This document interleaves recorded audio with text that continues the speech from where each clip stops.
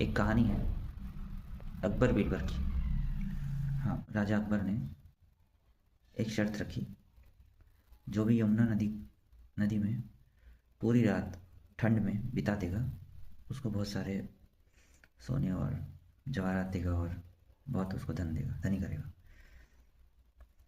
बहुत ठंड और नदी भी बहुत ठंडी, तो कोई माना नहीं, पर एक किसान ने हामी भरी कि वो पूरी रात नदी में खड़ा रह लेगा ठंड के अंदर। राजा ने कहा ओके, गार्ड देखने के लिए लगा दिए।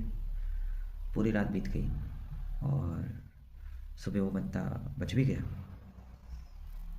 और जब वो दरबार में आया तो जब देने की बारी, अब इसमें ऐसा था कि राजा की बात जो है ईगो पे आ गई कि राजा हार गया।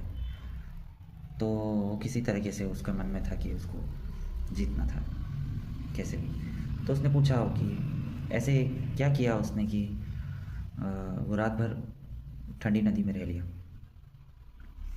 तो किसान ने कहा, दूर एक मशाल जल रही थी, उसकी रोशनी को देखते देखते पूरी रात बीत गई और वो सुबह बचाया। बस राजा ने बात पकड़ ली। उसने कहा कि ओके, कोई बात नहीं, ये तो तुमने चीटिंग करी, तुमको तो रिवार्ड नहीं मिलेगा, धन नहीं मिलेगा। ऐसे करके उसने बात टाल दी।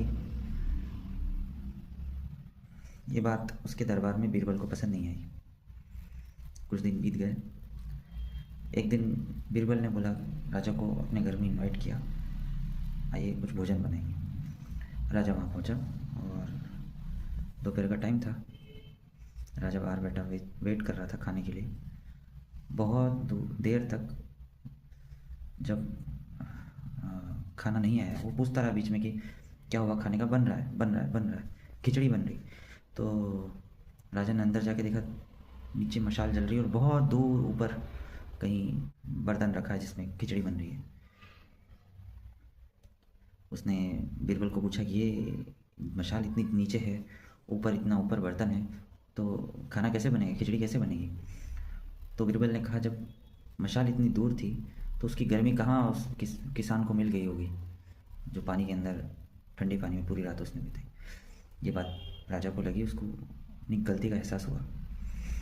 उसने कहा ठीक है, इसमें मेरी गलती थी। तो ये एक फेमस कहानी है। और बीरबल की खिचड़ी, जो कहावत या मुहावरा यूज़ करते हैं, बीरबल की खिचड़ी, तो वो जब कोई चीज़ धीरे बन रही होती है, बहुत समय लेती है, तो बीरबल की खिचड़ी पका रहे हैं।